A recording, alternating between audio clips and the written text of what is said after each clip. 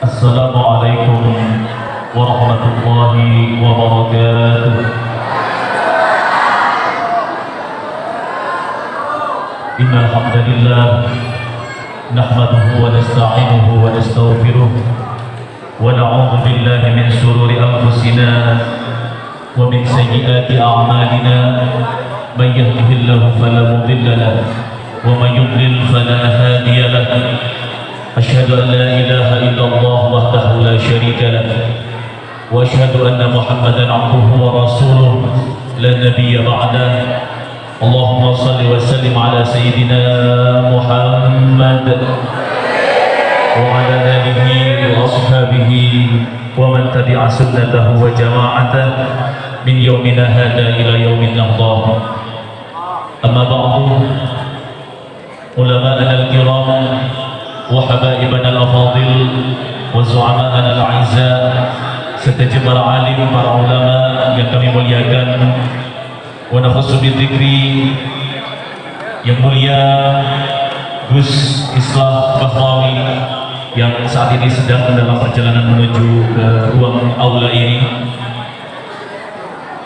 yang kami muliakan Kiai Haji Humaydi Hasbullah, Rais Syuriah Majelis Wakil Cabang Nahdlatul Ulama Kecamatan Ampunten, yang kami muliakan Kiai Haji Wais Ali Hisham selaku Ketua Tauhidiyah Majelis Wakil Cabang Nahdlatul Ulama Kecamatan Ampunten, yang kami hormati pimpinan pengurus cabang Gerakan Pemuda Ansor Kabupaten Sumedang yang hadir pada malam hari ini, pimpinan anak cabang Gerakan Pemuda Ansor Kecamatan Ampunten yang juga sudah hadir pada kesempatan malam hari ini yang kami hormati.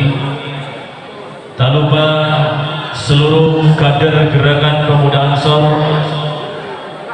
di seluruh Kabupaten Sumedang yang kami hormati, Bapak Kepala Kantor Kecamatan Ampunten yang kami hormati, Kepala Kepolisian Sektor Ampunten yang hadir malam hari ini yang juga kami hormati, Komandan Rayon Militer Kecamatan Ampunten yang juga kami hormati, seluruh tokoh masyarakat, tokoh agama yang hadir pada malam hari ini yang juga kami hormati, seluruh support acara pada malam hari ini, muslimat, fatayat, Ibnu IPPNU Pagar Nusa dan seluruh banok dan lembaga di bawah naungan Nahdlatul Ulama yang juga kami hormati, seluruh ASN yang hadir di lingkungan Kecamatan Ampunten yang juga kami hormati, hadirin, hadirat, nahdiyin, nahdiyah yang dimuliakan Allah. Puji syukur alhamdulillah kita panjatkan kepada Allah Subhanahu wa taala yang telah memberikan nikmatnya kepada kita semua, sehingga pada malam hari ini kita dapat menghadiri acara sholawat kebangsaan dalam rangka haul sesepuh masyarakat Ampunten yang kita kemas dalam tradisi doa fida samad pada kesempatan malam hari ini. Mudah-mudahan kita semua berkumpul di tempat ini mendapatkan barokah dari Allah Subhanahu wa taala. Salawat dan salam kami haturkan kepada junjungan kita Nabi Agung, Nabi besar Muhammad sallallahu alaihi wasallam, dengan harapan mudah-mudahan kita semua yang hadir di tempat ini mendapatkan syafaat beliau fi yaumil mahsyar. Amin Allahumma amin. Selanjutnya mengawali acara pada malam hari ini, marilah kita buka bersama dengan acara pembukaan di suratil Fatihah, yang dalam hal ini kami mohon berkenan untuk memimpin Yang Mulia Kiai Haji Baharudin. Kepada beliau kami haturkan.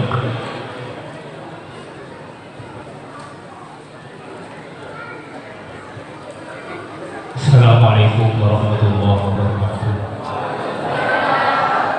Al-Fatihah. Rasulullah Nabi Mustafa Sayyidina Muhammadin sallallahu alaihi wasallam wa ala alihi wa sahbihi wa zawjihi wa dhurriyyatihi wa ibadihi wa sahbihi wal mursalin wal malaikati muqarrabin wal mu'minin wal nabiyyin syuhada was salihin wa mu'minin wa ila arwahi ashabatina min kulli wa ala ta'ala alaihi wasallam wa tabi'in wa tabi'in wa bismillahirrahmanirrahim.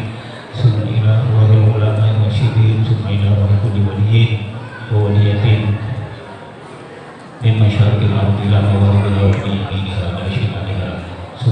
خصوصا إلى روح المفروض سيدي الشيخ الفاضل الجلالي ثم خصوصا إلى روح مشايخنا ومعلمينا ومعلمينا ولجميع المسلمين والمسلمات والمؤمنين والمؤمنات غفر الله لهم ذنوبهم ونور الله قبورهم وادخل الله لهم الجنة وسلم الله له من عذاب القبر من عذاب النار شيء لله له الفاتحة.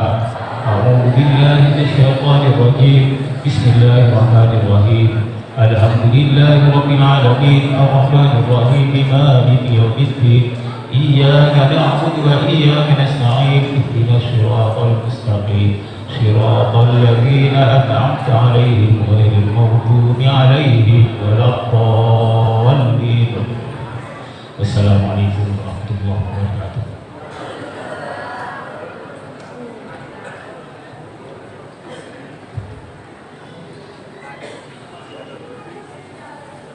Menyanyikan lagu Indonesia Raya dilanjutkan dengan Maras Subhanul Watan. Hadirin dimohon berdiri.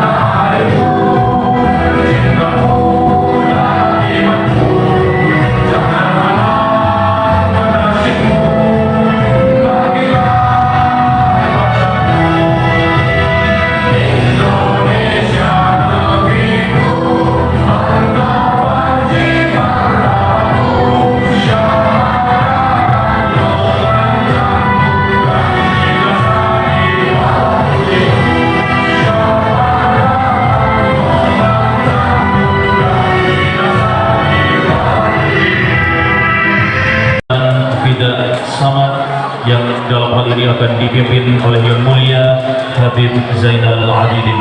Kepada beliau kami haturkan.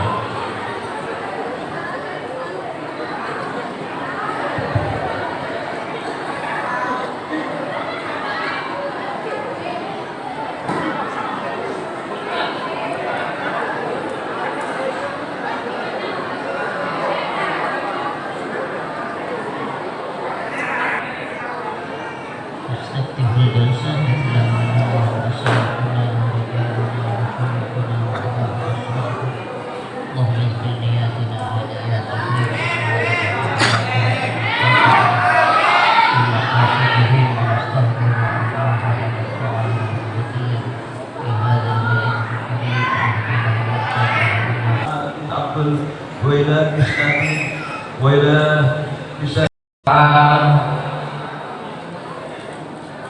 Kepala Desa Sekecamatan Alpunten dan juga para perangkat yang sempat hadir saat ini yang saya hormati, sahabat-sahabat Palsam yang selalu sedia membantu setiap kegiatan Nahdlatul Ulama, hadirin hadirat sekalian yang saya hormati. Alhamdulillah, puji syukur kepada Allah Subhanahu wa taala atas segala nikmat kepada kita semua yang telah memberikan mahkota kepada kita semua sehingga saat ini acara ini bisa terlaksana walaupun dalam keadaan sedikit ada hambatan karena hujan yang sekiranya sebelumnya akan dilaksanakan di depan di lapangan, tapi karena kondisi tidak memungkinkan maka dipindah ke tempat ini. Alhamdulillah, insyaallah bisa berjalan dengan lancar. Salatullah wassalamuhu mudah-mudahan tetap tercurahkan kepada Rasulullah SAW yang telah memberikan bimbingan kepada kita semua pada jalan menuju Allah Subhanahu wa taala. Bapak Ibu sekalian yang saya hormati, tidak lain kita berkumpul saat ini di samping kita mohon syafaat Rasulullah dan juga barakah para sesepuh kita untuk mendapatkan barokah, untuk mendapatkan maslahat untuk kita semua, khususnya bagaimana kita bisa menjadi bangsa masyarakat yang damai, aman dan juga terkendali. Tidak ada lain maksud dalam acara ini yang paling penting seperti apa yang saya sebutkan tadi. Namun demikian mungkin kita butuh untuk mengerti, untuk paham hal-hal yang mungkin bisa menjadi ketidaknyamanan di antara kita sesama bangsa Indonesia. Oleh karena itu, alhamdulillah saat ini hadir Bapak Islah Barawi untuk bisa menjelaskan kepada kita semua apa saja hal-hal yang bisa menjadikan kita mungkin bisa menjadi kita tidak nyaman, kurang nyaman hidup berdampingan di negara kita dengan berbagai macam bangsa, suku dan agama dan sebagainya. Oleh karena itu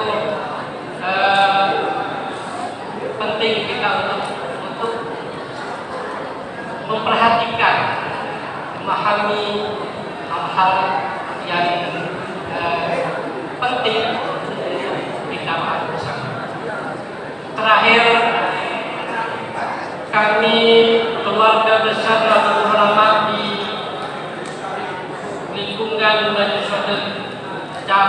Suka Jalan Kecamatan Intan, khususan kepada sahabat-sahabat Ansor, mengucapkan terima kasih yang sebesar-besarnya atas segala upaya dalam mengupayakan terlaksana acara ini. Dan juga mohon maaf pada hadirin semuanya, hadirin hadirat, atas segala hal-hal yang kurang berkenan di hati para hadirin tersebut. Ini saja yang bisa saya sampaikan. Atas segala kurang lebihnya maaf. Assalamualaikum warahmatullahi wabarakatuh.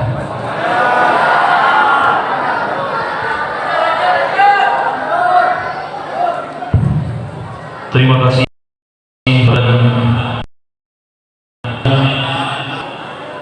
Marilah kita dengarkan bersama ceramah kebangsaan yang akan disampaikan oleh Gus Islah Bahrawi. Beliau adalah tim ahli pencegahan radikalisme, ekstremisme dan terorisme Markas Besar Kepolisian Republik Indonesia. Sebelum kami haturkan, kami informasikan bahwa pada malam hari ini acara kita akan diparipurnai dengan sholawat qiyam. Kepada yang terhormat Gus Islah Bahrawi, waktu kami haturkan.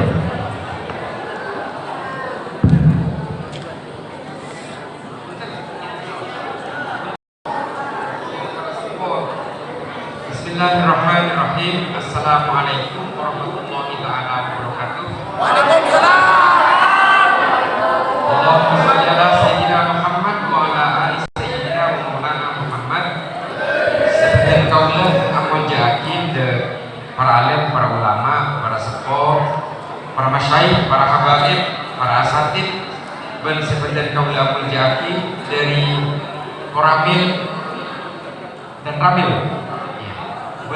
Dan kaulah muljaki dari Kapolsek udah.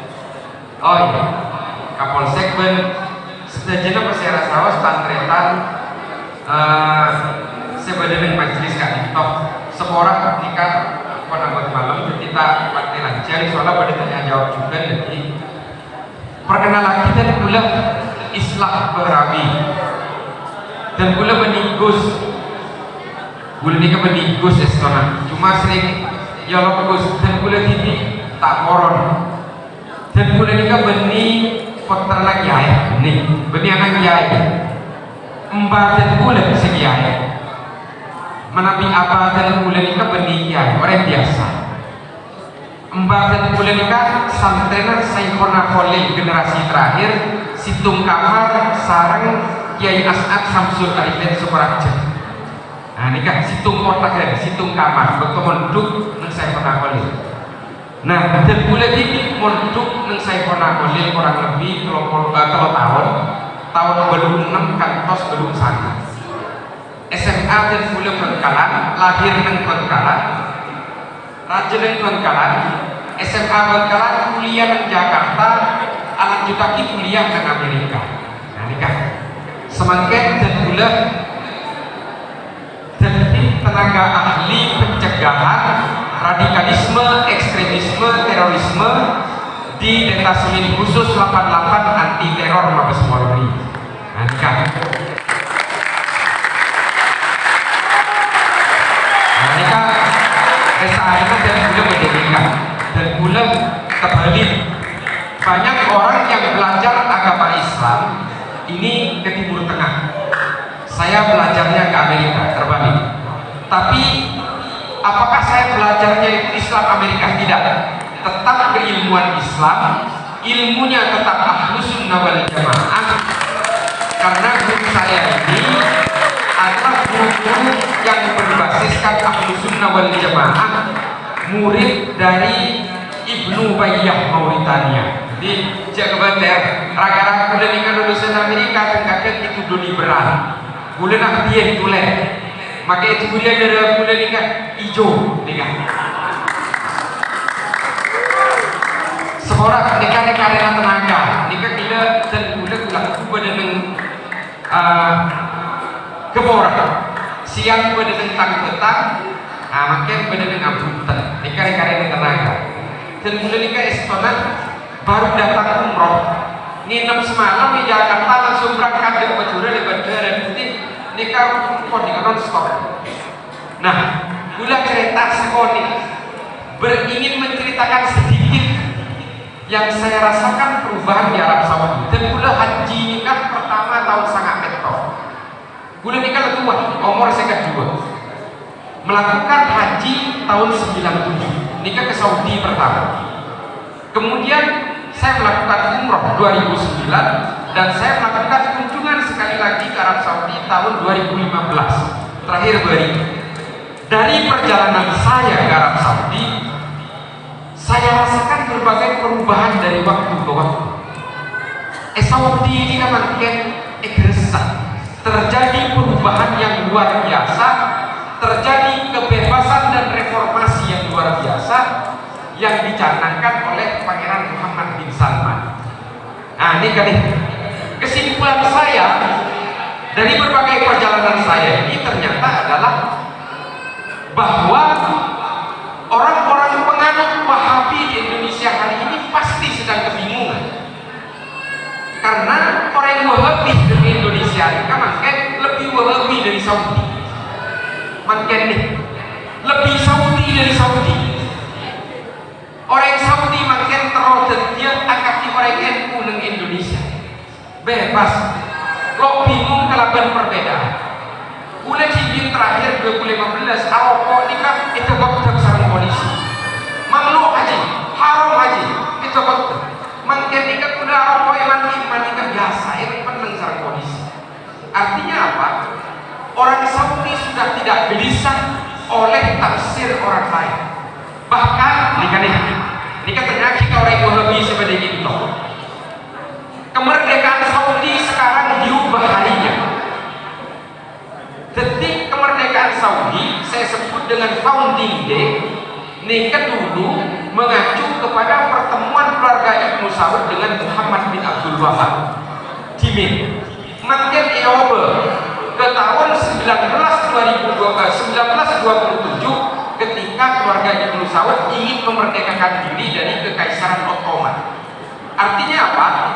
Anak pemilih kemerdekaan Saudi ini kan karena pemerintah kerajaan Arab Saudi ingin memutus dengan mitosnya Wahabi. Kerajaan Arab Saudi ini kan tokoh kelaban ajaran-ajaran Wahabisme. Ini kan sampai kemerdekaannya pun diubah harinya, diubah tahunnya. Artinya apa? Mitos politik keluarga kerajaan Arab Saudi ingin memutus dari Muhammad bin Abdul Wahab. Sementara orang Wahabi di Indonesia makin hipakul memuja-muji Muhammad bin Abdul Wahab. Kebingungan TV penting. Ini kali sampai dan pula lastari cerita bila tang betang sampai dua Imam Masjidil Haram As-Sudais nikah oning menyisipkan bersenjih dengan dua ya badratin min hasabul lakamali madayu abdiu anhu lakamakol. Ini kan bersenjih yang selama ini diharamkan oleh Wahabi, tapi hari ini Imam Masjidil Haram menyelipkan di dalam doanya untuk memuji Kanjeng Nabi. Ini perubahan yang luar biasa. Nih kan nih. Nah, lalu bagaimana dengan Wahabi Salafi di Indonesia? Mereka tetap asik dengan ajaran-ajaran terdahulu untuk mengkafir-kafirkan dan menjahiliahkan orang lain yang memiliki pemahaman yang berbeda, terutama kalangan Nahdliyin. Mulanya orang Nahdliyin ini ketika melakukan ziarah kubur dulu penyembah kuburan. Mulanya orang Nahdliyin ini ketika pun tahlilan dianggap ahlul bid'ah, ikafirakin, deki masuk neraka. Nah ini kan biasa. Sementara pemerintah Arab Saudi hari ini sudah melakukan perubahan yang luar biasa. Ini kan deki kebingungan TV, si tumbang toh bisa jadi di Masjid Nabawi ini kayak ibadah aki mau modern. Semakin ini kayak haram kisaran orang yang lebih di Indonesia. Ini kan bisa jadi suatu saat. Pada si tungkang catatan bulan, saya tadi penasihat kerajaan. Asmaipun Ahmad Wairat, kaca bulan dengan Amerika. Nah dia mengatakan bisa jadi suatu saat kemungkinan di Masjid Nabawi diadakan maulid pada tanggal 12 Rabiul Awal. Suatu saat bisa jadi. Kalau pemerintah Saudi makin dekat bingung, kalau minyak para ada, jadi harus membuka keran perubahan-perubahan untuk mendatangkan pengunjung ke Arab Saudi untuk mendatangkan devisa penggantinya minyak. Nah, tapi makin ini kan Arab Saudi rencana buka kasino kan dengan main judi, tapi di pulau khusus.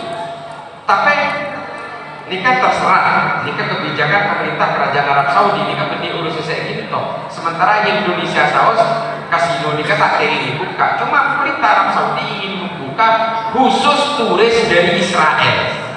Nih, pemerintah Arab Saudi punya hubungan khusus dengan pemerintah Israel hari ini.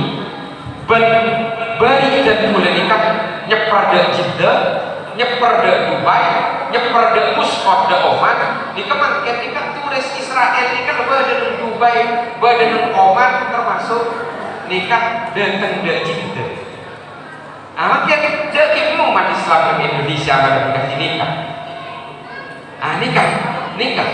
Artinya apa? Orang Saudi makin nikah terodet dia akan di orang Indonesia, orang Wahabi di Indonesia terodet dia akan di orang Saudi sedimin. Ini terbalik makin nikah.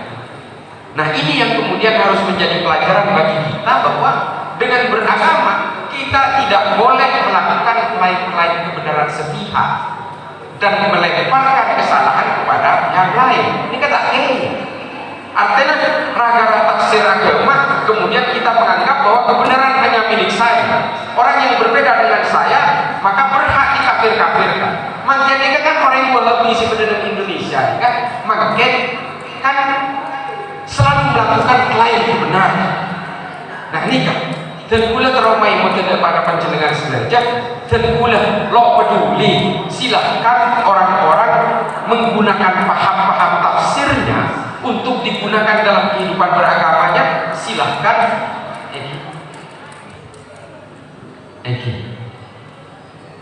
Aduh, dan kuliah ini kan seorang kan itu kayak mana dan kuliah ini kata kok cangkolan kan lo mancing.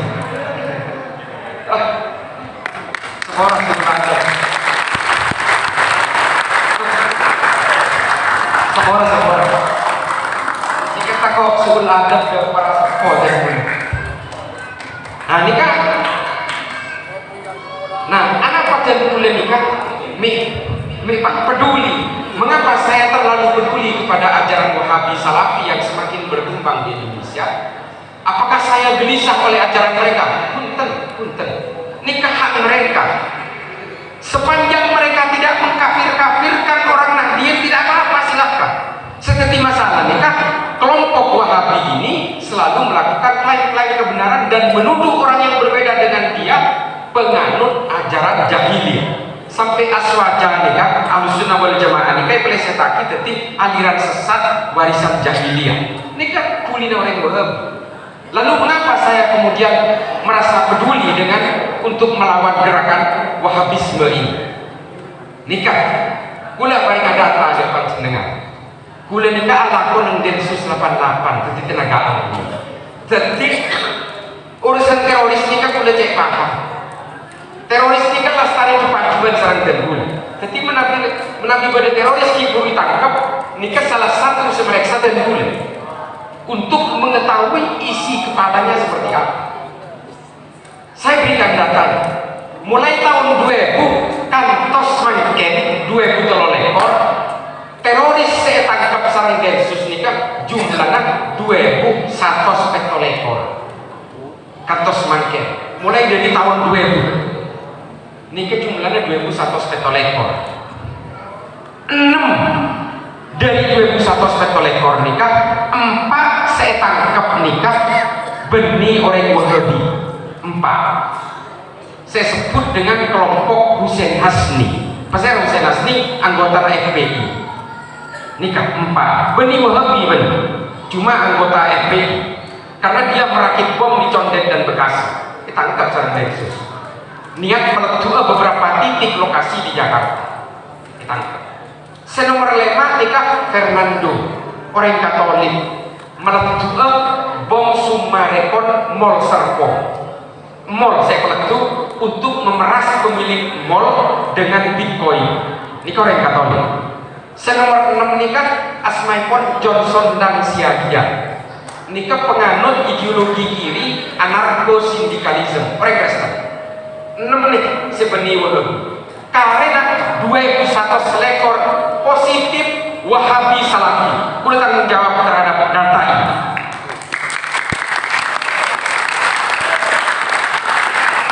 Itulah mengapa saya begitu peduli untuk melawan ajaran ini. Kalau ajaran ini hanya dianut, silahkan, sepanjang tidak mengkafir-kafirkan orang lain yang berbeda. Pakai nyong sangat nyonglet agung set ya, tak kenapa. Silahkan saja. Mereka menganggap ziarah kubur ini bid'ah, silahkan. Menganggap tahlilan bid'ah, silahkan. Menganggap maulidan ini bid'ah, ya tore. Sepanjang dia tidak mengkafir-kafirkan orang lain, karena dengan mengkafirkan orang lain maka dia menganggap orang kafir adalah lawan, dan pada akhirnya menganggap darah orang yang berbeda dengan dia dihalalkan. Inilah akhirnya yang membuat orang-orang ini produk akhirnya menjadi teroris. Banyak alasan. Orang-orang Wahabi Salafi ini kan sering nganggep lo mungkin orang Wahabi Salafi jadi teroris, lo mungkin cepon orang Salafi, orang Wahabi Salafi selalu lo mungkin rokok beri haram lagi, yang mencelakakan dirinya pun diharamkan, apalagi mencelakakan orang lain. Pada tahap awal iya, tapi ketika semakin dalam kita memeluk ajaran ini, maka kemudian mereka diajari untuk melakukan penghakiman dan pengkafiran terhadap orang yang berbeda. Ini kan seperti bahaya. Sehingga apa? Pintu pembukanya adalah kesejukan-kesejukan, tapi produk akhirnya adalah teroris yang ditangkap oleh Densus 88. Menapi pada orang yang Wahabi sudah percaya Victoria daftar gula, bikulai berpakir langsung sang teroris.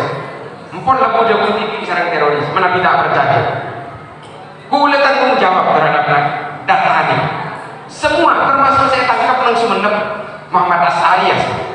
Gula mereka mati. Wah biasa. Padat. Mereka menganggap negara ini adalah negara kafir karena tidak menggunakan undang-undang buatan Allah. Kalau saya Pancasila, maka dia dianggap buatan manusia. Lalu mereka menganggap negara ini togut beserta isinya ini adalah orang yang wajib diperangi. Ini kan pada akhirnya produknya seperti itu. Anak tak boleh meoning nikah, boleh toman oning menikah. Saya pernah terpapar ajaran ini ketika saya kuliah, ketika saya membaca bukunya Said Qutb yang berjudul Fi Dilalil Quran dan Ma'alim Fitor. Empon boleh nikah, ngaperakin Gus Dur, ngaperakin Nur Khalis, Allah yarham. Gus Nur Khalis Majid, boleh ngaperakin Buya Syafi'i Ma'arif, kita perakin saja jadi. Pola nak lo ngajarin orang untuk berjihad cepon dan gula bertoni. Tapi kemudian saya berpikir, kalau saya ditentukan oleh dua buku ini, maka saya seperti robot. Saya kemudian tidak berubah dan saya akan memusuhi siapapun yang berada di dalam negara ini. Hera-hera dan gula mikir, hera-hera justru dan gula atau bayunda Gus Dur, pola dan Gus Dur nikah cepon dan gula dimin nikah anteng Yahudi. Tetidan pula hadir dak Gus Dur nang cobai pun nang Cempaka Putih Tengah. Kalau rasa kan kuliah dan kuliah nikah Gus Saifullah Yusuf, mungkin sekjen BBNU. Nikah kan kuliah sareng dan situng angkatan, situng LK dan HMI juga. Akhirnya saya bisa tabayun kepada Gus Dur. Dari situ kemudian saya terbuka. Jadi oning ternyata dunia nikah benih badan dan gula melolong. Allah ini membuat perbedaan di antara kita semua ini sebagai kesengajaan, membuat kita bersuku-suku dan berbangsa-bangsa, lalu kemudian kita diminta untuk saling mengenal, saling berinteraksi satu sama lain dengan segala perbedaan ini yang di dalam Al-Quran disebut dengan konsep lita'aruf. Konsep lita'aruf inilah kemudian yang dirumuskan oleh Ibnu Khaldun dalam Al-Muqaddimah sebagai konsep al-asobiyah dalam bernegara. Konsep kesepakatan bersama dalam berbagai perbedaan. Nah, konsep Ibnu Khaldun kemudian yang diambil keilmuannya oleh Adam Smith, oleh John Locke, oleh John Maynard sebagai konsep dasar demokrasi modern hari ini, dan dipakai juga oleh para ulama NU Muhammadiyah untuk merumuskan Pancasila setelah kemerdekaan Indonesia. Konsep bernegara yang disebut dengan konsep kebersamaan dan kesepakatan bersama ini, apakah Ibnu Khaldun ngarang? Bukan. Ibnu Khaldun juga mengambil kesimpulan ini dari konsep bernegaranya Kanjeng Nabi Muhammad ketika berpuasa di Madinah. Dengan membuat piagam Madinah mempersatukan semua yang berbeda, maka kemudian dipersatukan dalam satu tonggak yang disebut dengan piagam Madinah. Konsep inilah yang dipakai oleh Ibnu Khaldun dalam Al-Muqaddimah untuk membuat rumusan bernegara. Nah nih, orang Islam nikah menabih selalu berorientasi kepada urusan politik. Ini kepadang patang cocok sebenarnya. Ini kesejarah nih. Ketika dia bergelima dengan urusan politik, orang Islam nikah perang pada Islam. Orang Islam mati pada Islam. Sayyidina Utsman dibunuh oleh orang Islam, Sayyidina Ali dibunuh oleh orang Islam, Sayyidina Husain, Sayyidina Hasan dibunuh oleh Yazid, dibunuh oleh Muawiyah. Ini sesama orang Islam. Dan orang Islam juga berperang sesama orang Islam dalam perang Jamal, perang Siffin, perang Qura, perang Zab, perang Nahrawan. Ini adalah perang-perang yang melibatkan sesama orang Islam. Karena persoalan apa? Politik. Politik ini kemudian yang membuat umat Islam terpecah belah dalam berbagai firqah, termasuk Sunni sama Syiah ini. Semusuhan 1400 tahun lebih gara-gara politik ya. Nah kemudian gara-gara politik ini kemudian menjadi kelemahan orang Islam di seluruh dunia, dilirik oleh orang Barat, ditulis oleh seorang Kristen Libanon namanya Philip Hurri-Hipti. Bukunya adalah The Story of the Arabs. Kelemahan orang Islam itu apa? Politik. Nah nih, mungkin yang dibuat sebagai alat untuk memecah belah orang Islam di seluruh dunia hari ini adalah kepentingan-kepentingan politik, termasuk yang disuarakan oleh Hizbut Tahrir dengan khilafah, yang disuarakan oleh Khilafatul Muslimin, oleh Ikhwanul Muslimin dengan konsep khilafah manhaj nubuwah, dan semuanya. Mimpi-mimpi politik ini kemudian digulirkan ke seluruh dunia sehingga terbentuklah organisasi-organisasi teror Al-Qaeda, ISIS, Al-Shabaab, Boko Haram, Hasan Turabi, Laskar At-Taiba, Gerakan Thailand Selatan, Abu Sayyaf, JI, JAT, JAK, JAT, JAS, NI, MIB, MIB, Khilafatul Muslimin. Nah, ini ke produk kebarat saja ini. Karena apa? Kita harus dipecah belah. Orang Islam ini kemana bima di situ akan menguasai dunia. Jadi gerakan-gerakan Hizbut Tahrir dan Ikhwanul Muslimin ini kan tore curigaan baru. Kantor pusatnya di London di Inggris. Jadi kantor pusat dari kantor Mekah atau Madinah sudah ibadah berjanji bahwa dia ingin memperjuangkan Islam. Hizbut Tahrir dan Ikhwanul Muslimin itu kantor pusatnya di Inggris. Mosok ada curiga itu. Orang Islam tak ada curiga. Dan pendanaannya pun melibatkan berbagai pendanaan dari Barat. ISIS dibentuk oleh kekuatan-kekuatan Barat. Al-Qaeda juga difabrikasi oleh kekuatan-kekuatan Barat. Gerakan-gerakan teror juga difabrikasi oleh kekuatan-kekuatan politik Barat. Karena mereka ingin memecah belah Islam. Dalam buku The Story of the Arabs yang ditulis oleh Philip Hurri-Hipti ini orang Eropa pernah menyisipkan 25 orang untuk dimasukkan pura-pura menjadi Islam. Kesimpulannya kemudian adalah kelemahan orang Islam politik. Makanya dari bulan ini makin melakukan upaya-upaya gerakan melawan politisasi agama. Menabi teromaju Islam ini kan apa? Rakyat apa? Menabi teromaju Islam dengan ilmu pengetahuan. Nih, gara-gara kemudian dijejali kita oleh mimpi dan cita-cita politik, umat Islam melupakan kejayaan masa lalunya, bahwa Islam pernah jaya bukan karena politik tapi karena ilmu pengetahuan. Ini kan tore umat Islam ini. Mungkin sekolah sarang panjenengan sedaya sibuk soal pilpres, tapi orang Amerika ada pak ke planet Mars semua. Tak enak. Debat masalah dalil recehan, tapi sebenarnya kita semua adalah pembeli Samsung, Huawei, Apple nih. Kita semua sekarang ini menjadi pembeli, bukan pembuat. Kita semua hari ini menjadi follower, bukan produser. Nih kan boleh sampai dengan saja. Karena apa? Kita disibukkan oleh mimpi-mimpi politik. Sementara kita lupa bahwa Ibnu Khaldun pernah kita lahirkan dari dunia Islam yang kemudian mengilhami berbagai ilmuwan di dunia untuk merumuskan demokrasi dan merumuskan teori dan konsep-konsep ekonomi. Seandainya Karl Marx, ini kan komunis lah, tapi dia pernah menulis satu buku Das Kapital tentang aliran modal untuk didistribusikan kepada rakyat, terilhami dari tulisan Ibnu Khaldun dalam Al-Muqaddimah. Nih, orang Islam saja. Ada salah seorang filsafat di Eropa, asmaipun Thomas Aquinas. Ini kan korfina filsafat, falasifah di Eropa. Dia menulis sebuah buku, judulnya Summa Theologica. Ini kan kontur dari buku nama saya, dari buku Imam Ghazali, Tahafut al-Falasifah. Dan juga diambil dari tulisannya Ibnu Rus, Tahafut at-Tahafut, lalu kemudian disarikan, disimpulkan oleh Summa Theologica ini. Ini kan kita berjaya, dan kemudian keilmuan Ibnu Sina dalam hal kedokteran dipakai oleh dokter-dokter hingga hari ini.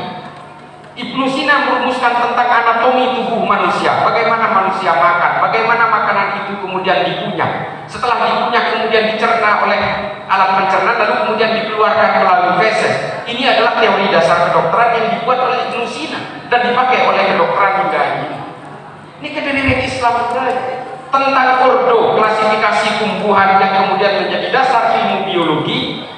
Ini juga ditulis oleh Abu Bakar Ahmad At-Tinawari. Judul kitab menikah An-Nabat. Orang Islam saja. Dan juga tentang lensa. Lensa ini kan ini orang mangken ini kan kebayar Jerman. Betina orang Jerman. Padahal sebenarnya ditulis pertama kali oleh pemikir Islam dalam Al-Hayat.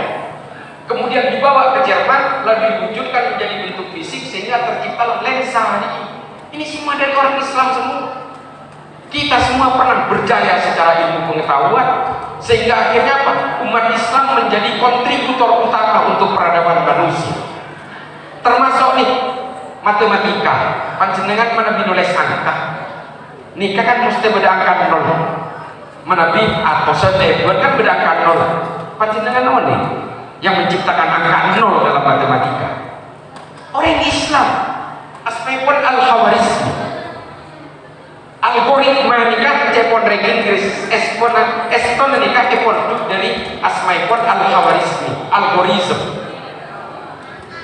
Ini kesoheh penirangkaran, cocokologi yang menyempurnakan angka nol dalam matematika ini adalah orang Islam.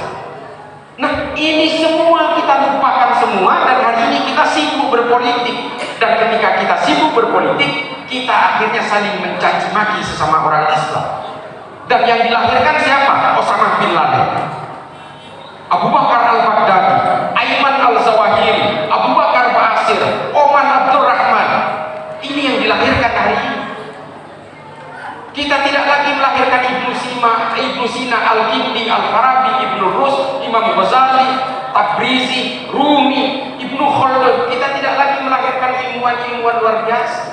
Karena apa? Karena kita sibuk politik, dan politik ini dijejalkan kepada umat Islam. Karena urusan apa? Karena untuk memecah belah. Tapi apakah orang Islam tidak boleh berpolitik? Kening, wajib mana?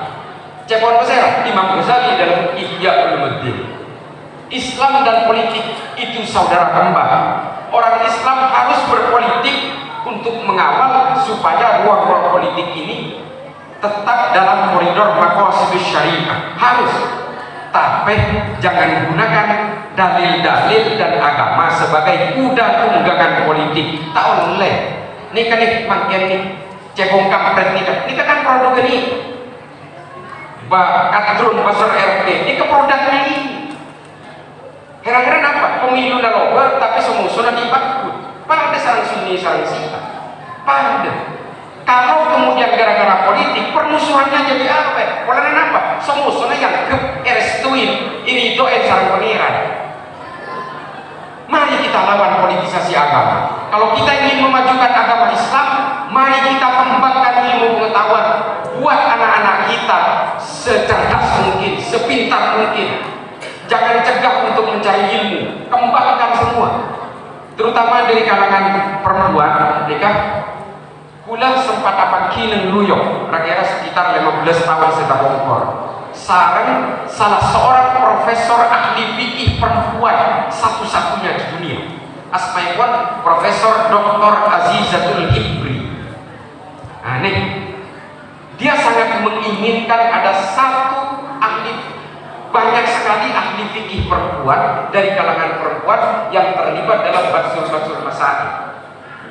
Sekarang ini kita tidak punya ahli fikih perempuan, sehingga apa?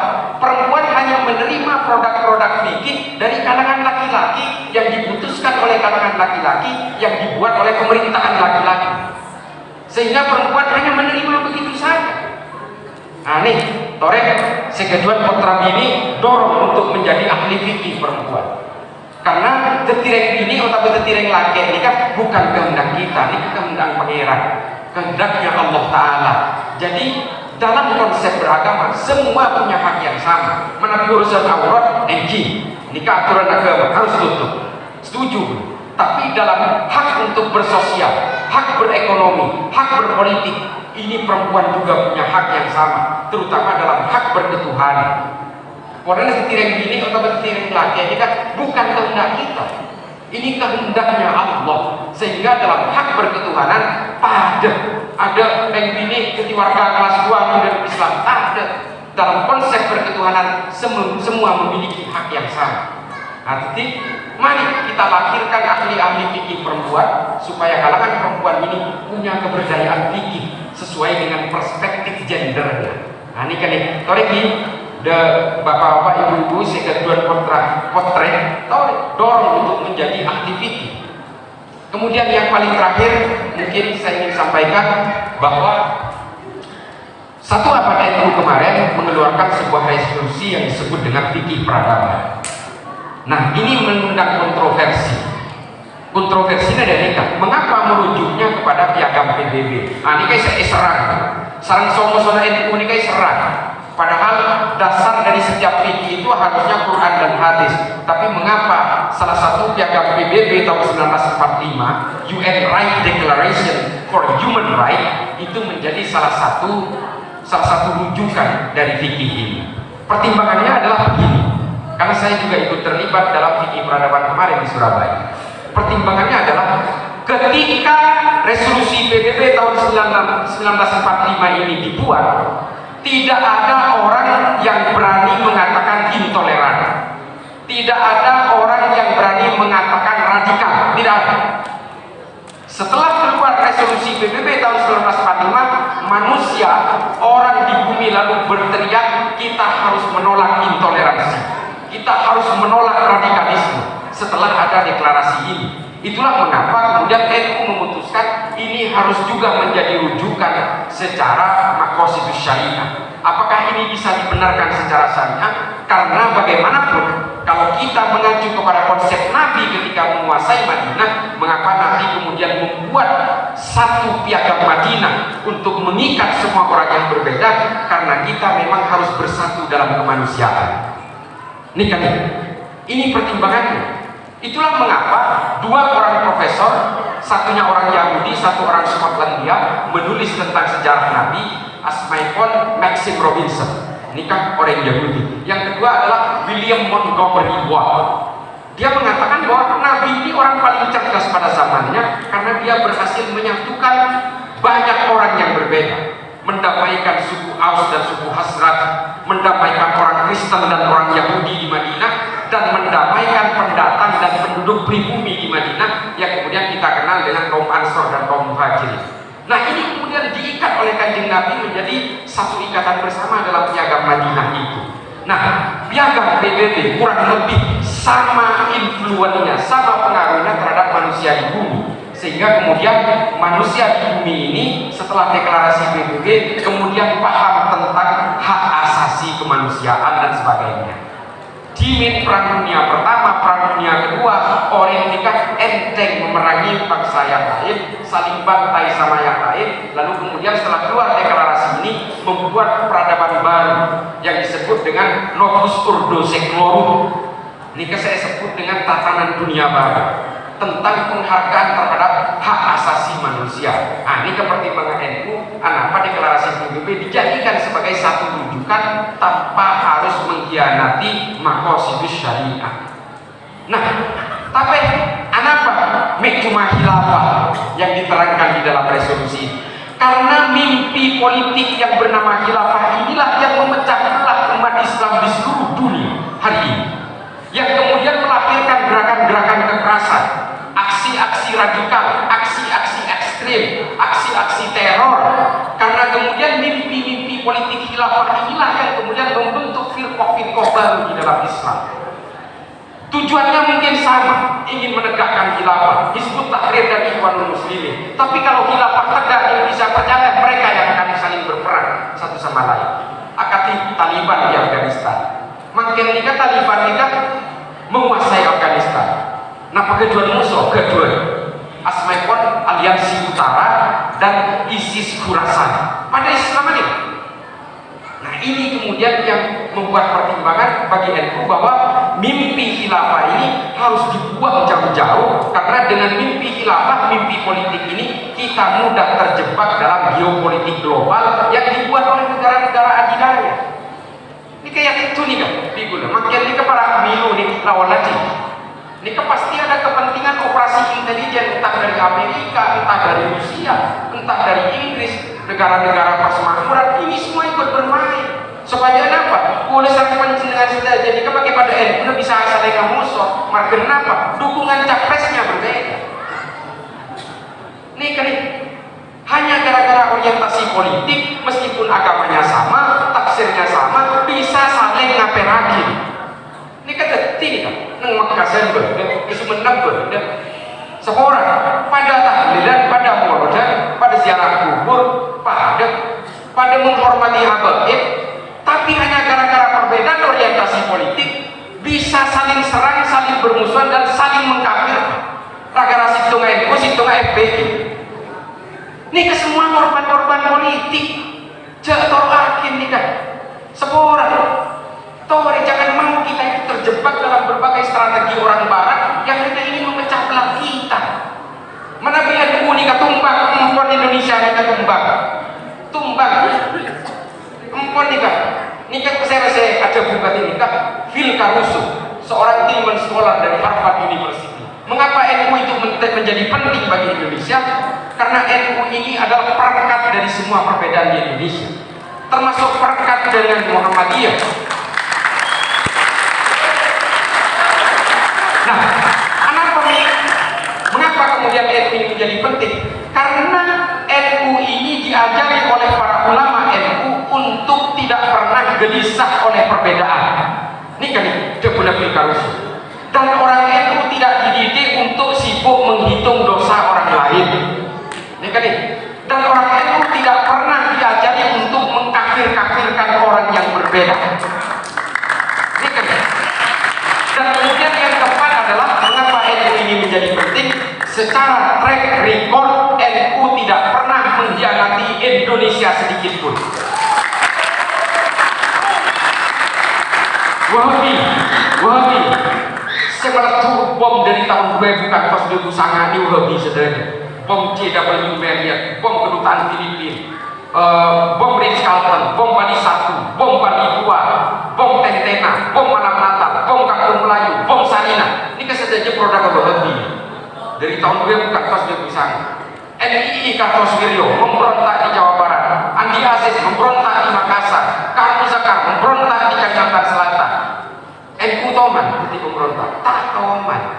Bahkan pada zaman Soeharto, NU diawasi, digencet, diintimidasi. Bahkan ketika Gus Dur menjadi ketua umum PBNU, dibuat pemimpin tandingan Asmaikon Abu Hasan dalam muktamar NU di Cipasung di Tasikmalaya tahun 94. Karena memang NU tidak boleh besar pada zaman Soeharto. Bahkan ketika Gus Dur diturunkan secara tidak konstitusional konstitusional pun olah beda orang NU siapa berontak, tak ada. Datang ke Monas tak ada. Orang NU tak ada seperti Monas ini, tak ada. Bahkan Gus Dur mengatakan tidak ada jabatan yang harus dipertahankan mati-matian karena negara ini jauh lebih penting. Itu dia bulan Gus Dur. Aku tinggalkan banyak gerakan-gerakan Wahabi Salafi, gerakan Ikhwanul Muslimin, gerakan Hizbut Tahrir. Ini semua ingin menyerang NU dan ingin menumbangkan NU supaya apa? Kalau NU tumbang, negara ini dengan mudah bisa dikuasai. Nah, ini kan terakhir dan pula pesan dari para panjenengan saja. Mari jaga kebersamaan NU. Mari jaga, jangan sampai kita terpengaruh oleh kepentingan-kepentingan politik barat yang kemudian menjebak kita ke dalam caci maki, kebencian dan permusuhan. Polana agama nikah tidak dibuat untuk memusuhi orang lain. Agama ini dibuat oleh Allah, diturunkan oleh Allah supaya manusia tertib, supaya khairun nas anfa'uhum linnas, supaya manusia ini bisa menghargai manusia yang lain dan bisa membangun kedamaian di antara semua umat manusia di muka bumi. Maka jabuna kanjeng Nabi Islam nikah waktu jadi bisa jadi agama yang bisa merahmati seluruh alam semesta sampai hari kiamat. Nah, nikah menabi kalau beragama Islam kemudian pancen dengan nikah beci koreng, nyalian koreng, nyalian agama orang, menghina sesembahan orang lain padahal jelas-jelas dilarang dalam Al-Quran. Saya sekretari dari Islam, tak ada. Tidak lagi. Makanya Islam itu kalau level dari Islam ini. Ini kalau baginya apa? Nah, nikah. Mari jaga Islam ini dengan ilmu pengetahuan, jayakan Islam dengan kebangkitan ilmu pengetahuan seperti pada abad pertengahan dulu, dan mari reposisi fungsi Islam ini ke dalam kedamaian, kemanusiaan, menghargai harkat dan martabat manusia lainnya tanpa melihat latar belakangnya. Akhiran, ihdinas siratal mustaqim, wallahu muwaffiq ila aqwamit thoriq. Wassalamualaikum warahmatullahi taala wabarakatuh.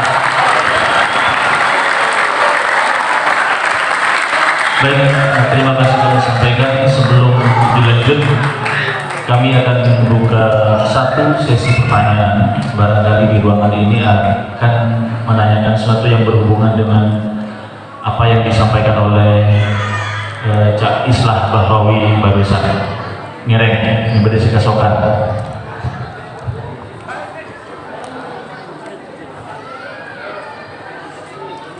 Badai. Assalamualaikum warahmatullahi wabarakatuh. Saya benar-benar hormati Torjukan ini sebelumnya dan bulan atanya ayo nasapora sadaya kepon manapi bede Buddha bersita saya otak kacang kolangan saya dari teknik otak motor betul gula ayo nasapora dan juga sahaja jamaah sehadir dan gula yang sapora. Mohon maaf Gus,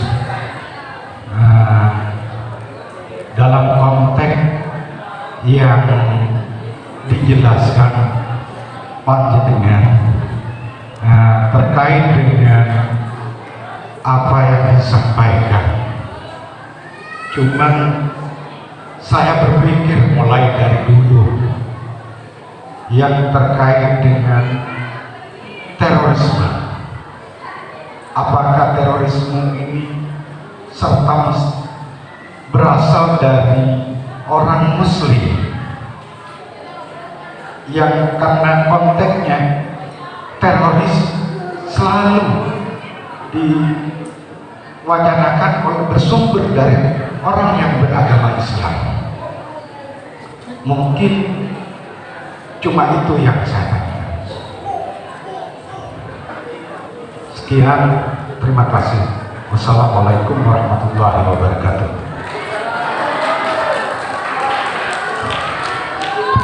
Matur selakom. Jika langsung dijawab makin Langsung. maleta klopet sepora makin las tadi. Eki. Wah benih dia itu. Mereka santai sepora. Ini sebenarnya pertanyaan cereng ini kerisi pun orang depan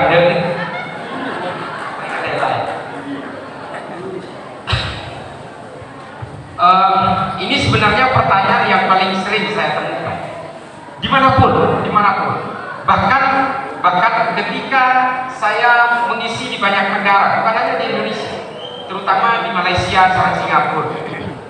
Dan bulan ini kawan saya dengan salah satu universitas terkenal di Singapura. Pertanyaannya sama ternyata. Bahkan saya tanya ini kan beliau orang Islam. Saya tanya ini kan keturunan Cina dari warga Singapura dan mahasiswa di universitas ini. Dia bertanya, kenapa teroris itu kok selalu orang Islam? Mengapa kok teroris ini selalu orang Islam? Jadi tak langkong tertulah jawaban ini. Terorisme ini tidak ada agamanya. Terrorism has no religion. Ini kan teori dasar. Mengapa kata nikah? Kenapa perlu kata nikah? Karena tidak ada agama yang menganjurkan terorisme. Kristen juga tak ada agama yang menganjurkan kekerasan. Kalau ada aksi terorisme mengatasnamakan agama, banyak. Karena apa? Supaya kejahatan-kejahatan terornya berkesan terhormat.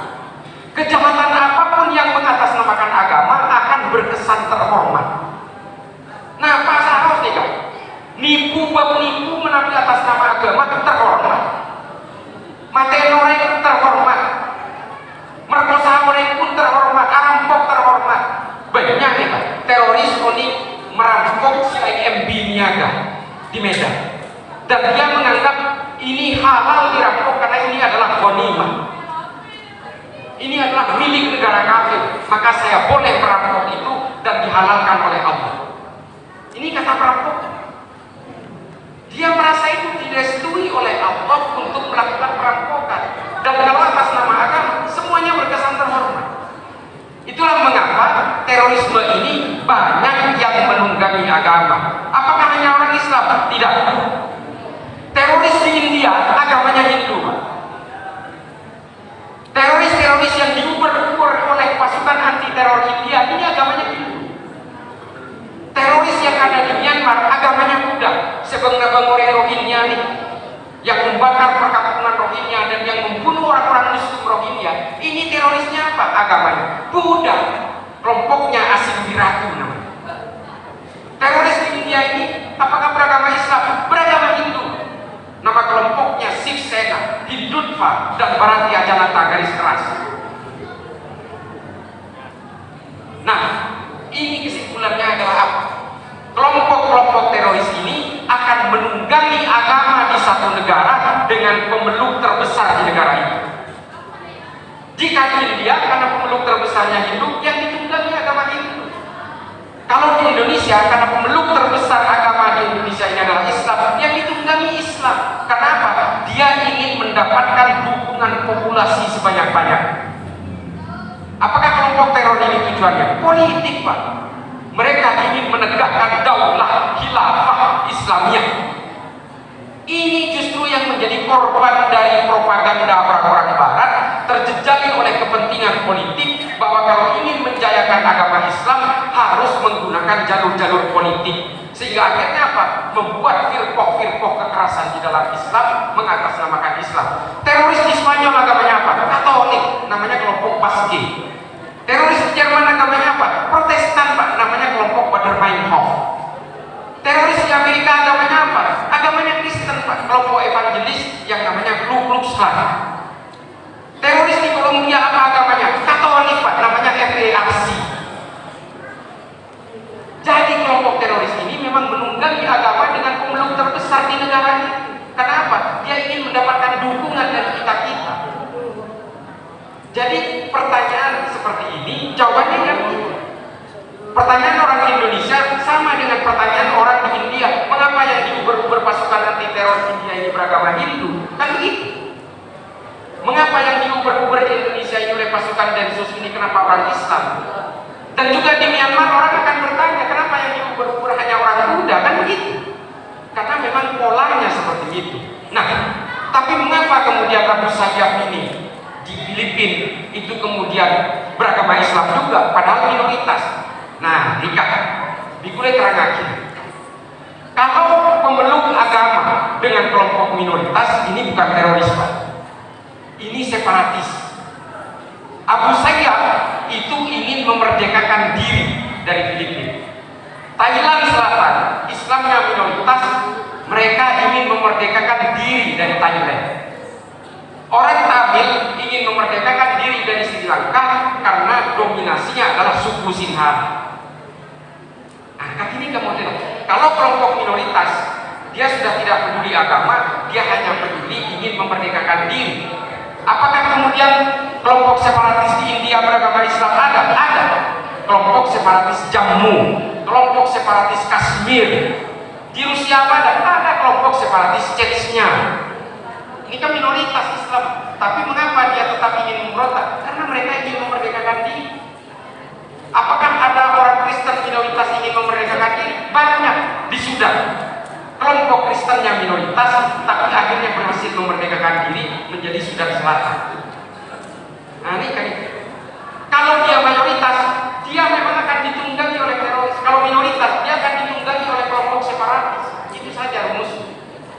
Jadi bukan mengubur-ubur orang Islam. Memang orang Islam ini memang paling lemah untuk diadu domba dengan mimpi-mimpi politik sekatik dan pula ilagaris.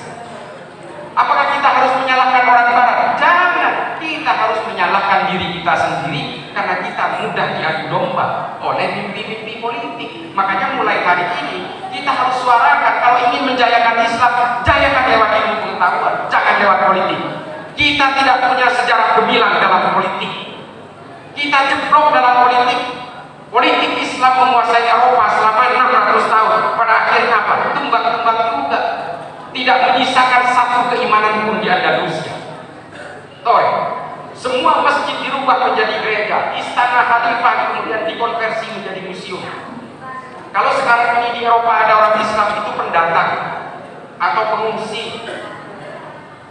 Kekuasaan Islam 6 abad tidak menyisakan satu genetik keimanan pun. Ini kali menabi politik. Tapi di Indonesia karena tidak melalui jalur politik, karena melalui ilmu pengetahuan dan aliran-aliran tasawuf, kita alhamdulillah sampai hari ini masih ditakdirkan menjadi muslim. Karena tidak lewat jalur peperangan, Pak. Kalau lewat jalur politik, akhirnya apa? Islam akan terjebak dalam penaklukan-penaklukan berikutnya. Ketika kekuasaan politik Islam tumbang di Granada, orang-orang Islam yang ada di Eropa dibaptis paksa, Al-Quran dibakar, orang tasbihnya diambil paksa, dirampas, dan kemudian dibaptis menjadi Kristen. Karena Kristen adalah agama dari penakluk. Demikian seterusnya. Makanya kalau ingin memajukan Islam, lewat ilmu pengetahuan. Kalau lewat jalur politik, pada akhirnya akan diubah oleh penakluk-penakluk berikut. Menambil ilmu pengetahuan, di kantos mangkir, ini ampun sete. Ilmuwan Islam sudah lama sudah wafat, tapi ilmunya masih mengalir dalam peradaban manusia hingga hari ini. Mengalir, Pak, amanah terus. Menambil urusan politik, ini kepada zaman. Paling punten menabi di Indonesia cuma 10 tahun. Selesai nikah, menabi kalah, rombak sedaja. Nah ini menabi kita terjebak dalam politik. Jangan mau kita diadu domba oleh persoalan-persoalan politik. Tidak akan menjayakan agama. Kalau percaya guna, beninakan guna beningan itu paling unik. Buktinya sudah ada kok di sini. Ketika dia berkampanye, dia menggunakan dalil-dalil segala macam. Ketika dia berkuasa, korupsi daging sapi juga kok. Nah ini kebetulan. Tidak boleh kemudian demi ambisi-ambisi pribadi kita kemudian menggunakan dalil-dalil agama dan menjadikan agama sebagai tunggangan untuk meninggikan kekuasaan. Ibnu Rus menulis dalam Tahafud at-Tahafud, kalau seseorang berkuasa dengan menggunakan dalil-dalil agama, kejahatannya pun akan dibenarkan dengan dalil-dalil agama. Ibnu Rus. Dan ini kemudian dijadikan teori-teori dasar oleh orang-orang Eropa bahwa negara agama kemudian menjadi totalitarian. Zaman khilafah ini Pak, ulama saya paten aibun hanya gara-gara berbeda pandangan dengan khalifah. Banyak zaman Mu'tazilah ini aibun ulama saya paten sarang khalifah. Pada Islam ini belum kita berbicara tentang kekuasaan Islam di Toledo, di Cordoba, di Granada, di Alhambra, semua membunuh para ulama yang dianggap berbeda. Belum kita berbicara tentang pembunuhan-pembunuhan para sahabat pada zaman perang Qurrah oleh Yazid bin Muawiyah. Perang-perang sesama orang Islam, perang Zat juga kemudian membunuh ribuan ulama. Ini kan kita tidak boleh terjebak dalam sejarah-sejarah masa lalu. Sejarah itu harus kita pelajari supaya bisa menjadi pelajaran hari ini untuk menentukan Islam di masa depan. Nah ini kan, Torek, ajar, maca buku banyak, maca kitab banyak, tanpa harus menghilangkan maqasidus syariah. Sepora, salam. Gula mana pada pertanyaan ini jawaban aku biasa. Jadi tak takut. Kira-kira cukup satu pertanyaan langsung to the point ini.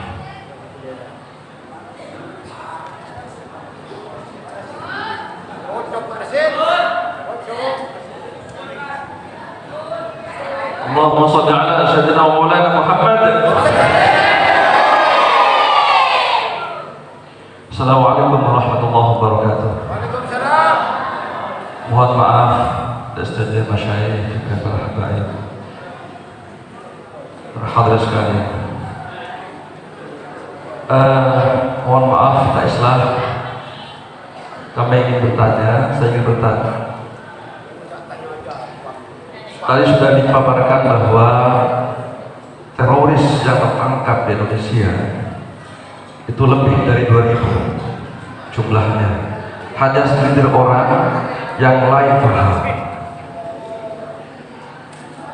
Kebanyakan dari mereka yang sudah tertangkap itu adalah berbasis paham Salafi Wahabisme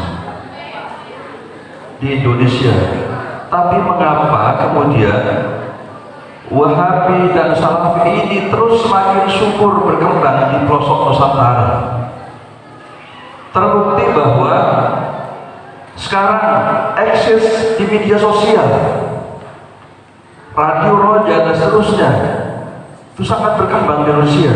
Padahal mereka itu adalah bibit-bibit terjadinya radikalisme dan ekstremisme.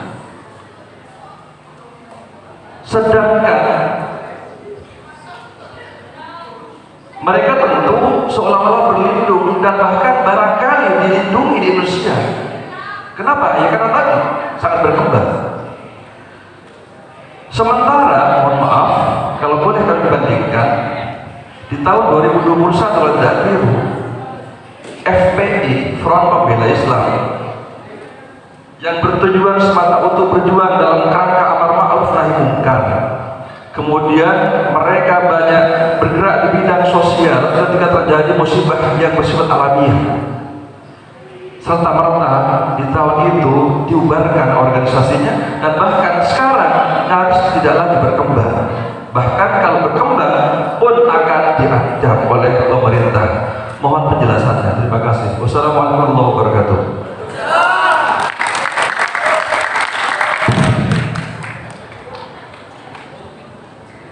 Boleh.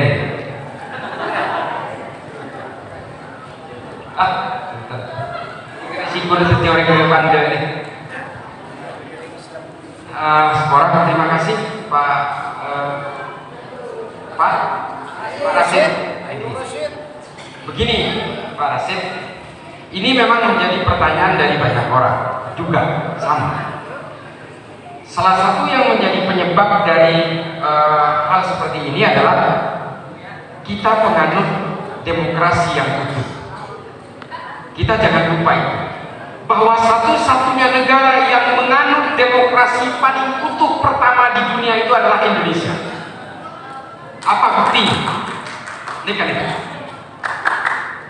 Tahun 1955 pemilu, Indonesia sudah menerapkan one man one vote pertama di dunia.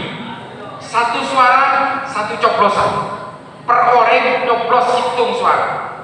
Ini pertama kali di dunia dan hanya Indonesia. Apakah Amerika sudah menganut demokrasi? Pada tahun 1955, Amerika sudah menganut demokrasi selama 2 abad.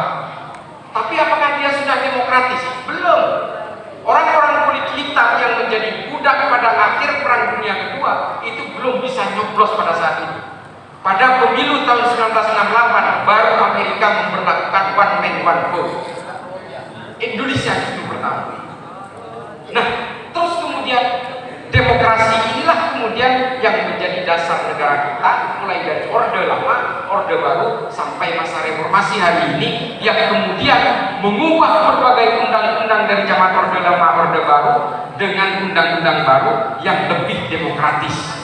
Persoalannya, untuk urusan ajaran ideologi seperti ini, Indonesia baru memiliki undang-undang yang sifatnya preventif, pencegahan, bukan preemptif sebelum mencegah. Kita hanya punya undang-undang preventif dan koersif. Jadi Pak, kalau yang dilarang ini HTI dan FPI itu karena berupa materi, makanya organisasinya yang dilarang. FPI kenapa juga akhirnya tidak diperpanjang izinnya? Karena hanya itu materinya. Apakah ajarannya bisa mengalir? Bisa. FPI apa sekarang ini mati? Masih ada. Dilarang? Enggak. Di Pamekasan masih ada? Ada. Banyak. Di Sampang masih ada? Banyak. Di Indonesia yang lain ada? Ada. HTI juga. Karena undang-undang kita masih preventive strike. Kita hanya masih mengacu kepada materi organisasinya. Kita tidak punya undang-undang yang sifatnya preemptive strike seperti Singapura dan Amerika dan juga Malaysia. Singapura dan Malaysia punya undang-undang Internal Security Act. Makanya Abdul Somad ketika mau ke Singapura dia bisa hadap. Indonesia apakah bisa? Nggak bisa. Ini melanggar HAM, Pak. Apakah Amerika bisa menolak orang untuk masuk ke Amerika? Bisa, karena mereka punya undang-undang namanya Homeland Security Act. Indonesia nggak punya. Makanya Indonesia ini menerapkan demokrasi yang paling utuh sampai ke tingkat desa. Ini menerapkan demokrasi satu-satunya di dunia. Pilkades, Pak, ini ke demokrasi. Di negara lain apakah menggunakan sistem demokrasi? Tidak, dropping system. Ini kan.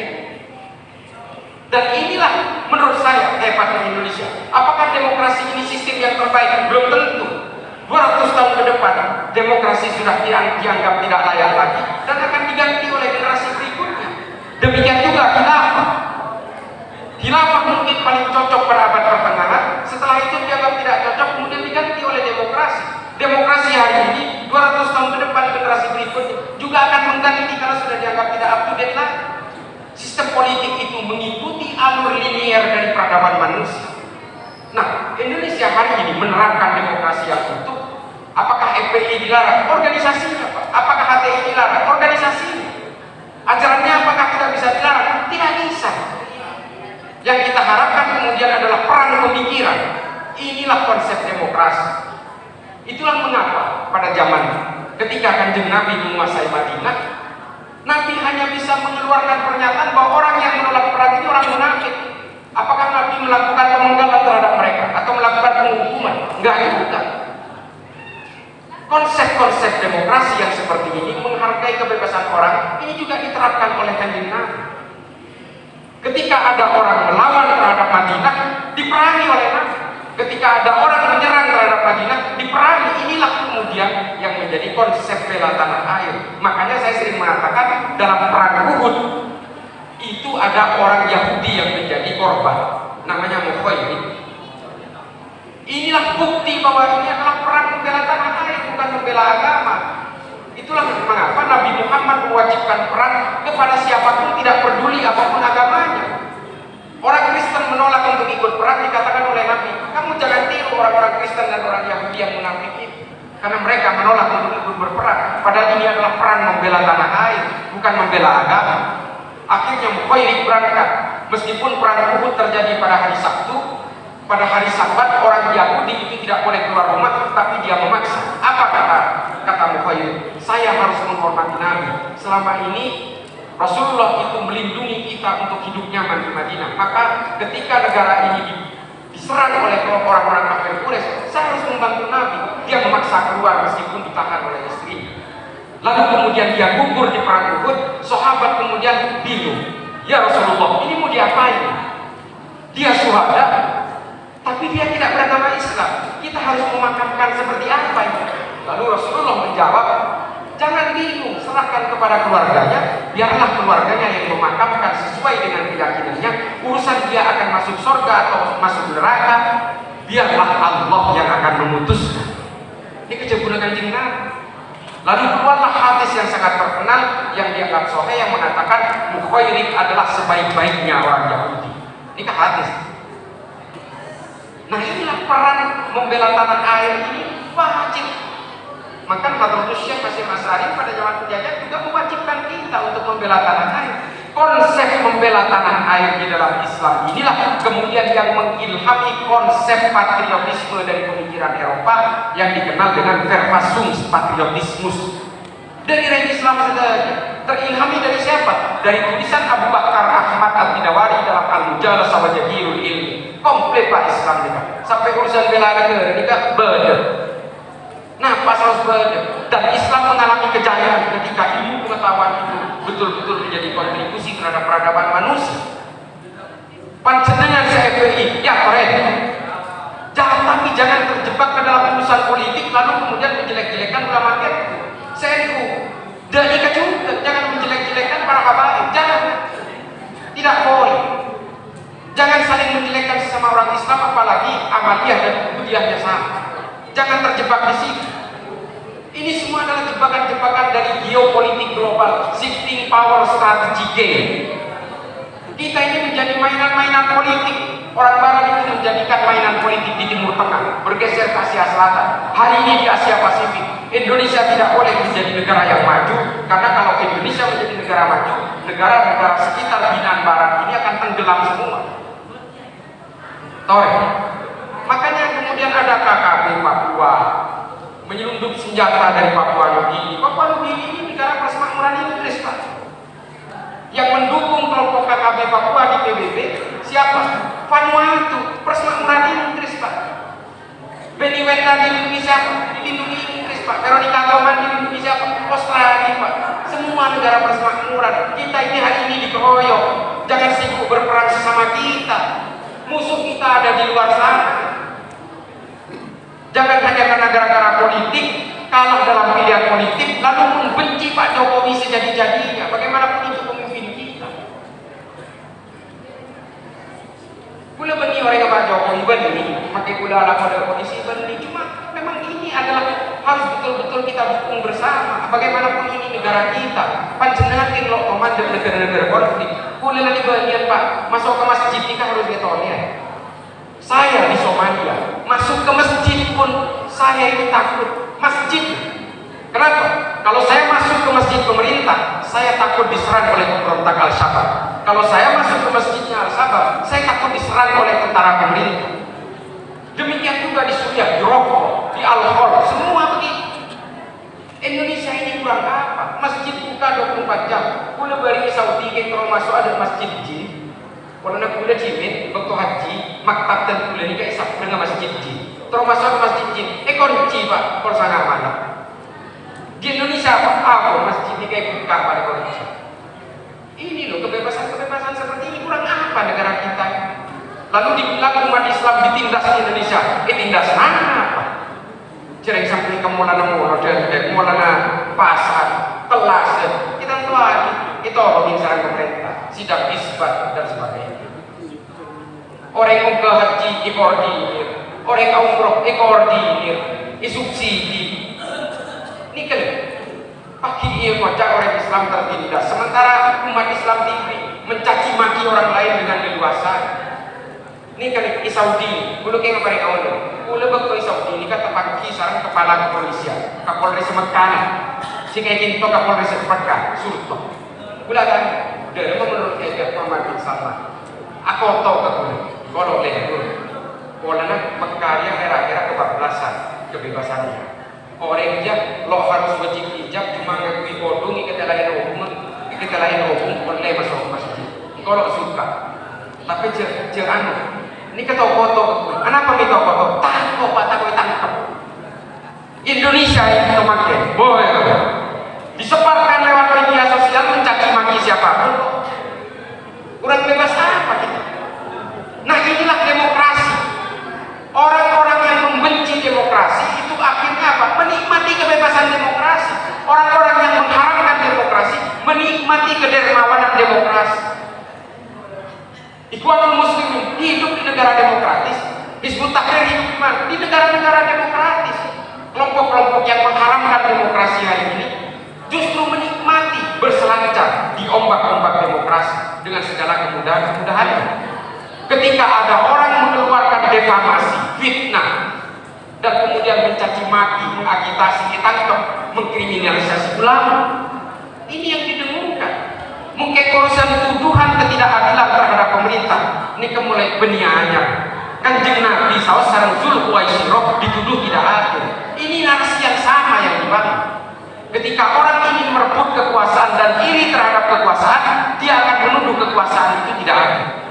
Zulhuwaisirah, Abdurrahman bin Muljam melakukan hal yang sama, dan ini ditiru oleh orang-orang kita di Indonesia ini. Karena apa semua ini terjadi? Karena politik. Detik aja menggunakan agama sebagai tunggangan politik. Seborang, Torek, Amai Saus, mau FPI, mau NU, mau HTI, mau Wahabi, silahkan. Tapi jangan saling menyerang dan mencaci maki hanya gara-gara persoalan politik. Gara-gara politik, maka agama pada, organisasi pada bisa saling serang, saling aperaki. Ini kan tak bagus. Ini yang diinginkan oleh negara-negara barat sebenarnya. Boleh nikah didikan Amerika, tapi boleh lo setuju juga di Amerika. Boleh ibadah betul. Ketika Amerika memutuskan menyerbu Irak pada zaman George W. Bush, boleh betul 9/11, boleh berdiri. Saya ikut berdemonstrasi di mana-mana di berbagai kota menolak Amerika untuk menyerang Irak. Karena saya tahu ini hanya akalan-akalan Amerika saja. Saya tidak setuju juga. Makanya kantor semakin boleh kita tolak pada terhadap Amerika. Oleh boleh nikah toman kejuan rekaman ada demonstrasi berunjuk rasa melawan pemerintah Amerika di Amerika. Jadi mana punya jual bisa sampai makin ini kan boleh tolak meloloh. Yang itu boleh nikah musuh. Nah ini kan secengi medsos oleh boleh tulisan Amerika itu dulu liberal sekuler. Oh apa kaya. Seborang salah nomor ekor nikah malam seborang non seborang akhirat. Wallahul muwaffiq ila aqwamit thoriq. Assalamualaikum warahmatullahi wabarakatuh. Baik, karena keterbatasan waktu, demikian materi yang disampaikan oleh Islah Bahrawi. Mudah-mudahan apa yang beliau sampaikan menjadi renungan bagi kita semuanya sebagai warga NU untuk tetap bersemangat berjuang menjaga keutuhan negara kesatuan Republik Indonesia. Hadirin Bapak Ibu sekalian, acara pada malam hari ini akan kita tutup dengan mahalul qiyam yang akan dilanjutkan dengan pembacaan doa yang akan dipimpin oleh Yang Mulia Kiai Haji Humaydi Hasbullah. Kepada majelis salawat al-bajuri Bekto Ka'atar.